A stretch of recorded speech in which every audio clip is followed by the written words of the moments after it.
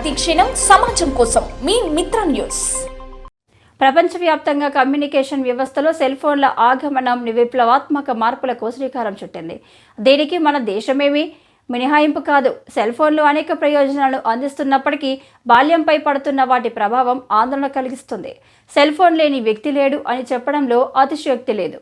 చిన్న పిల్లలు సైతం సెల్ ఫోన్ లేనిదే ఉండలేకపోతున్నారు. చదివే ముందు, తినే ముందు, నిద్రపోయే ముందు సెల్ ఫోన్ తప్పనిసరిగా మారింది.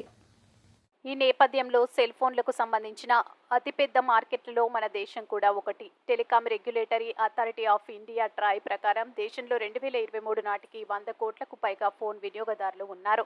వీరిలో అత్యధికులు యువకులే. Internet mobile association of India IAMAI 2022లో నిర్వహించిన సర్వే ప్రకారం దేశంలోని ఇంటర్నెట్ వినియోగదారుల్లో 40% మంది 12 నుంచి 29 ఏండ్ల మధ్య వస్తున్నవారే. ఇది పిల్లలు యుక్త వయసులో మొబైళ్ల ఫోన్ల వాడకాన్ని నొక్కి చెబుతున్నది. National commissioner for protection of child rights NCPCR 2023 నాటి సర్వే ప్రకారం 18 ఏండ్ల కంటే తక్కువ వయసున్న పాఠశాల పిల్లల్లో 42.9% మంది సోషల్ మీడియా ఖాతాలను కలిగి ఉన్నారు. 79% మంది రోజులో కనీసం 2 గంటలు ఫోన్లో గడుపుతున్నారు. అంతేకాదు 62.6% మంది తమ తల్లిదండ్రుల ఫోన్లను ఉపయోగిస్తుండగా 30.2% మంది ఇంటర్నెట్ ఆధారిత సొంత ఫోన్లను ఉపయోగిస్తున్నారు. వాట్సాప్, ఫేస్బుక్, ఇన్స్టాగ్రామ్, స్నాప్చాట్ వంటి మాధ్యమాల్లో చాటింగ్ చేయడానికి 52.9% మంది పిల్లలు స్మార్ట్ ఫోన్ ఫీచర్లను ఉపయోగిస్తున్నారని సర్వేలో తేలింది. సెల్ ఫోన్ల వినియోగం అనేది ముఖ్యంగా విద్యారంగంలో విప్లవాత్మక మార్పులకు శ్రీకారం చుట్టింది అనడంలో ఎలాంటి అతిశయోక్తి లేదు. వివిధ అప్లికేషన్లు విద్యా వనరులను అందుబాటులోకి తీసుకొచ్చాయి. అలాగే పట్టణ గ్రామీణ విద్య మధ్య అంతరాన్ని తగ్గించాయి. మరీ ముఖ్యంగా కోవిడ్ సమయంలో అన్ని పాఠశాలలు, శిక్షణ కేంద్రాలు ఆన్లైన్ బోధనకు మారినంతగా ప్రతి ఒక్కరికి ఫోన్ అనివార్యమైంది.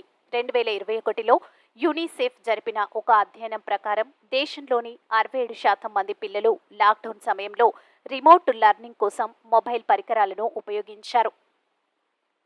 విద్యాపరమైన ప్రయోజనాలు ఉన్నప్పటికీ ఫోన్ను అదే పనిగా వాడటం వల్ల పిల్లల్లో అనేక మానసిక సమస్యలు వస్తున్నాయి. National Institute of Mental Health and Neurosciences 2020లో నిర్వహించిన అధ్యయనంలో ఈ విషయం వెల్లడైంది. సోషల్ మీడియా, గేమింగ్ యాప్లకు వ్యసనపరులు కావడమే ఈ మానసిక సమస్యలకు కారణం. కంటి అలసట, నిద్రలేమి లాంటి సమస్యలు సర్వసాధారణంగా మారాయి. శారీరక, మానసిక దుష్ప్రభావాలతో పాటు సామాజిక అభివృద్ధిని కూడా ఫోన్లు ప్రభావితం చేస్తున్నాయి. ఒంటరితనానికి అలవాటు పడి సామాజిక నైపుణ్యాలను కోల్పోతుండటం ఆందోళనకరం. ఈ తరహా మార్పులు భావితరాల అభివృద్ధికి నిరోధకంగా మారే ప్రమాదం లేకపోలేదు. తల్లిదండ్రులు కూడా దీని గురించి ఆందోళన చెందుతున్నారు. కొంతమంది తల్లిదండ్రులు సమయపాలనకు సంబంధించి కొన్ని నిబంధనలు విధిస్తున్నప్పటికీ వాటిని అమలు చేయడం సవాలుగా మారుతుంది. చాలా మంది ఆన్లైన్లో అభ్యసనం మాటున అశ్లీలం వీక్షించి బంగారు భవితకు ఆదిలోనే సమాధి చేసుకుంటున్న వారి సంఖ్య రోజు రోజుకు పెరుగుతుంది. ఈ వ్యసనానికి అడ్డుకట్ట వేయాల్సిన బాధ్యత తల్లిదండ్రులతో పాటు సమాజంపై ఉన్నది. అందుకు పెద్దల పర్యవేక్షణలో రోజుకు 2 గంటలు మించి ఫోన్లు వాడకుండా చూడాలి. దాంతోపాటు పిల్లలు ఆటలో నిమగ్నమయ్యేలా చేయడం ద్వారా వారిని యాంత్రిక జీవన విధానం నుంచి బయటకు తీసుకురావచ్చు. ఆటల ద్వారా వారిలో మానసిక ఉల్లాసాన్ని కలిగించవచ్చు. సవాల్గా మారుతున్న ఈ సమస్యను పరిష్కరించడానికి తల్లిదండ్రులు, విద్యావేత్తలు, ఆరోగ్య సంరక్షణ నిపుణులు, విధాన రూపకర్తలతో కూడిన బహుముఖ విధానం అవసరం. సాంకేతిక పరిజ్ఞానాన్ని సమతుల్యంగా, బాధ్యతాయుతంగా ఉపయోగించడాన్ని ప్రోత్సహించడం ద్వారా పిల్లలు అభ్యున్నతిపై ప్రతికూల ప్రభావాలను తగ్గించవచ్చు.